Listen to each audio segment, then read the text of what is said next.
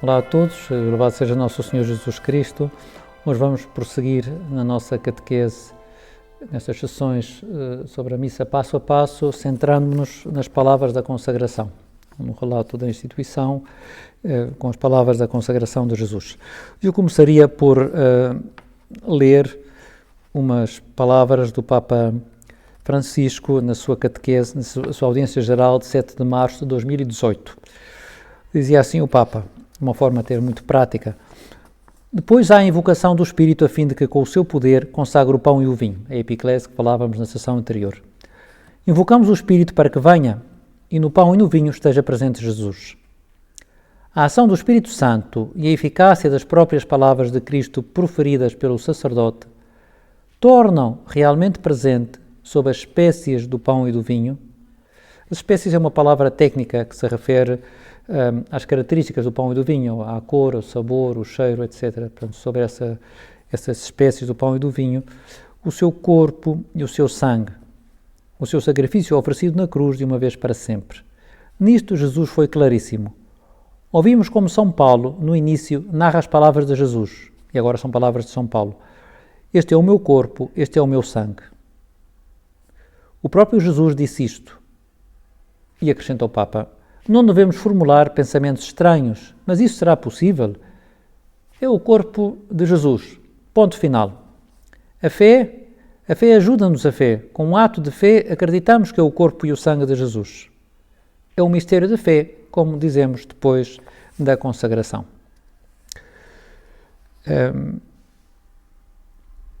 As palavras são-nos familiares, todos nós conhecemos as palavras da consagração.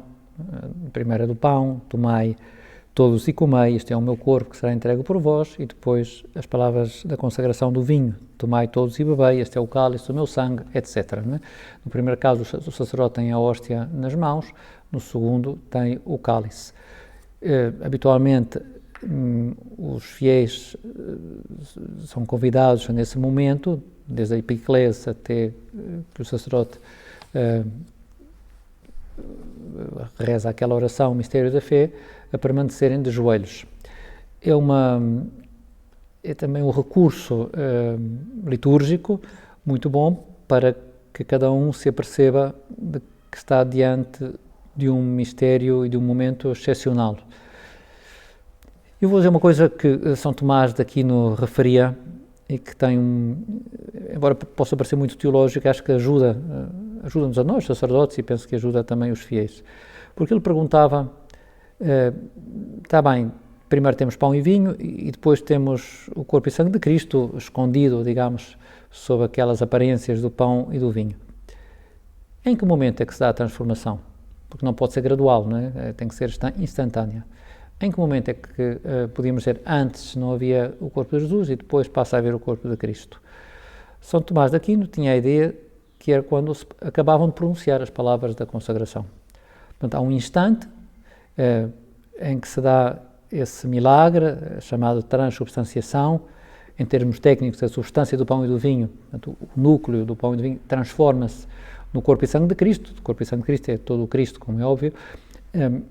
E esse instante é-nos pedido a nós, aos sacerdotes, aos celebrantes e a todos os que participam, que se procurem dar conta dessa ação extraordinária de Deus e que a partir do momento em que terminam as palavras, que não deixem de fazer atos de fé e de amor para com o Nosso Senhor.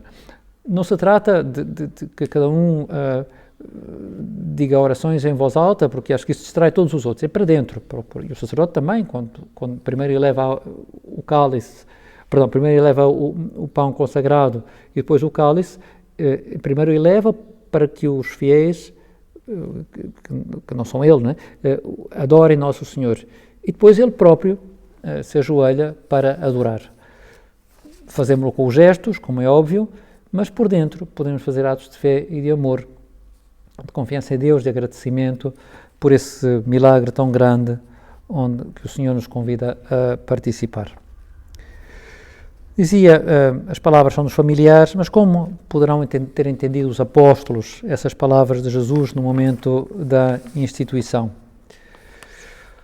Não nos esqueçamos que há uma certa ligação, embora os autores depois discutem se era ou não uma ceia pascal, ou se foi realizada a última ceia, num contexto da ceia pascal. Há muitas explicações sobre isso. O Papa Bento XVI, no seu livro Jesus de Nazaré, o segundo volume, expõe muito bem todas as hipóteses, o que é que se sabe e o que é que não se sabe sobre esta matéria, mas há uma ligação, certamente, com a Páscoa judaica.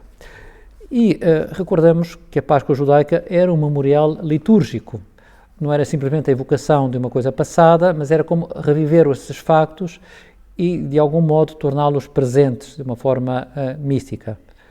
Os rabis ensinavam que era como se, nesses momentos, quem estivesse ali estivesse a sair do Egito. Todos os judeus eram salvos do Egito, digamos, nesse momento. Portanto, era um memorial litúrgico. A Páscoa judaica é também ou melhor dito, recordava o sacrifício do Cordeiro, né, cujo sangue foi derramado nas portas para que eles saíssem ilesos daquela última praga do Egito. E Nosso Senhor, na última ceia, utiliza uma linguagem sacrificial, aplicada a si próprio. Jesus fala do seu corpo e do seu sangue, num contexto de uma ceia que evoca a ceia pascal, evoca o sacrifício do Cordeiro, daquela saída antes, daquela saída do Egito. Além disso, Nosso Senhor diz que o seu corpo é entregue por vós. No Novo Testamento, estas palavras de Jesus, ou palavras semelhantes, aparecem sempre associadas a um sacrifício. Por exemplo, no discurso eucarístico do capítulo 6 de São João, Jesus diz: eu sou o pão vivo descido do céu. Quem comer deste pão viverá eternamente, e o pão que eu darei é a minha carne para a salvação do mundo. A Páscoa judaica, portanto, era um memorial litúrgico, tinha um contexto sacrificial, ou pelo menos tinha a necessidade, estava ligado a um sacrifício. E em terceiro lugar, quando Jesus fala do seu sangue que é derramado pelo perdão dos pecados, faz referência aos sacrifícios do templo, que implicavam que o sangue fosse derramado sobre o altar para alcançar o perdão. Quando Jesus fala do sangue da nova e eterna aliança, evoca a cerimónia sacrificial no Monte Sinai, que selou a aliança de Deus com o povo escolhido. Eu aqui remeto para o capítulo 24 do livro do Êxodo, que não vou ler aqui, que é muito extenso, são vários versículos, onde se fala da necessidade desse sangue para selar a aliança entre o povo, entre Deus e o povo. Isto para concluir que Jesus tinha em mente um sacrifício, e não era o sacrifício do Cordeiro, ao qual, aliás, nunca se refere explicitamente no contexto da ceia. Refere-se ao seu próprio sacrifício. Quando Jesus diz, fazei isto em memória de mim, o que é o isto? É celebrar o novo sacrifício pascal do seu corpo e do seu sangue. E como é que farão isto os cristãos? Como uma memória bíblica. Ele não está a dizer, Jesus não está a dizer apenas que recordem, lembra-se do que eu fiz, mas está a dizer, assumindo aquele conceito de memória litúrgica já presente no povo judaico, que celebrem essa última ceia como um memorial litúrgico. Isto é, tornando presente, não a ceia propriamente dita, mas o sacrifício que realmente vai acontecer no Calvário dentro de umas horas. A entrega do seu corpo, da sua vida, para a nossa salvação. A ceia, a renovação dessa instituição da Eucaristia está pensada para tornar presente o sacrifício do Senhor ao longo de todos os séculos.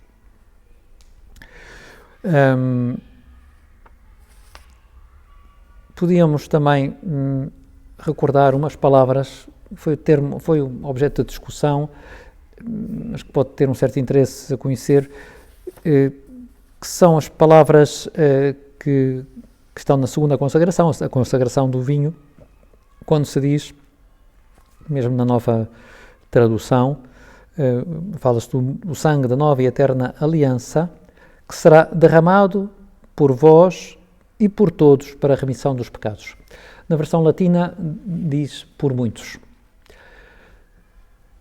Isso foi objeto de discussão, também no mesmo livro a que me referi antes, do Papa Bento XVI, o segundo volume de Jesus de Nazaré, tem uma longa explicação muito bonita sobre o porquê das diferentes traduções, por muitos ou por todos, e mais ou menos a conclusão que ele tira é: as duas traduções são legítimas. Uma parece fazer mais referência às próprias palavras de Jesus, o por muitos, porque está ligado a outras passagens do Antigo Testamento que Jesus poderia ter usado para esse momento, mas o conceito, ou melhor dito, o alcance, é que a sua vida, a vida de Cristo, é oferecida por todos. Na segunda epístola de São Paulo a Timóteo, na primeira epístola de São Paulo a Timóteo, no capítulo 2, recorda-se que Jesus quer que todos se salvem, que todos se salvem. Jesus quer que a salvação seja oferecida a todos, o que não significa que todos aceitem essa salvação. Às vezes a tradução por muitos, em vez de ser por todos, recorda que não é automática a salvação. Mas insisto, a versão latina está por muitos, a versão portuguesa ficou por todos, ambas são compatíveis, desde que se entenda bem o que se está a querer dizer. Nem excluir, quando se diz por muitos, que Jesus não quisesse salvar toda a gente, nem pensar, quando se diz por todos, que a salvação é automática e, portanto, aqui não é preciso fazer nada. Em resumo, vale a pena contemplar o mistério quando estamos diante das palavras da consagração e quando o sacerdote diz mistério da fé, há várias respostas a esse convite, a esta proclamação daquilo que acabou de acontecer, porque realmente é um mistério e exige a fé para que tenhamos conhecimento do que decorreu. Há muitas respostas, a mais conhecida é esta: anunciamos, Senhor, a vossa morte, proclamamos a vossa ressurreição, vindo, Senhor Jesus. Esse vindo, Senhor Jesus, pode ser entendido pedindo ao Senhor que venha no final dos tempos, ou também, se quisermos aplicá-lo ao nosso caso concreto, vindo também à minha alma, Senhor Jesus, que estás agora aqui presente.